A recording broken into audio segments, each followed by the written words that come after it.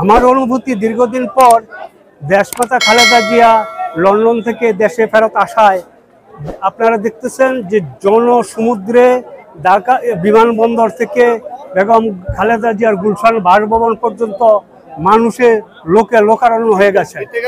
এটা ভাষায় প্রকাশ করার মতো না, অনুভূতি ব্যক্ত করার মতো না।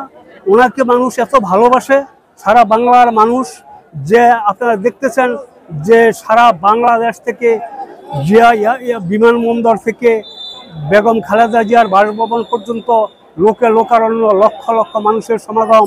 যদি ওনাকে ভালোই না বাসত তাহলে এত মানুষের সমাগম হতো না। তাই আমি আশা করি যে বেগম খালেদা জিয়া এদেশে মাটিতে পা রাখার পরপরই এদেশের মানুষের যে স্বতঃস্ফূর্ত আনন্দ এবং আবেগ প্রকাশিত হয়েছে, তাতে প্রমাণিত হয়েছে যে আগামী দিন বিএনপি ইনশাল্লাহ যদি সুষ্ঠু নির্বাচন হয়, সুষ্ঠু নির্বাচনের মাধ্যমে এই দেশের ক্ষমতার আসনে ইনশাল্লাহ বিএনপি চলে আসবে এবং দেশমাতা খালেদা জিয়া এই দেশের ক্ষমতায় আসনে অধিষ্ঠিত হবে। আমি কবি মোহাম্মদ মিরাজ হোসেন দেশমাতা খালেদা জিয়াকে নিয়ে একটি কবিতা লিখেছি।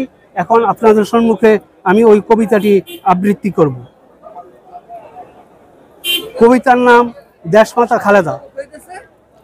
বিধাতার অপার কৃপা, রূপে গুণে সৃজন তুমি, ললাটে রাজটিকা কেড়ে নিতে চায় হায়নারা।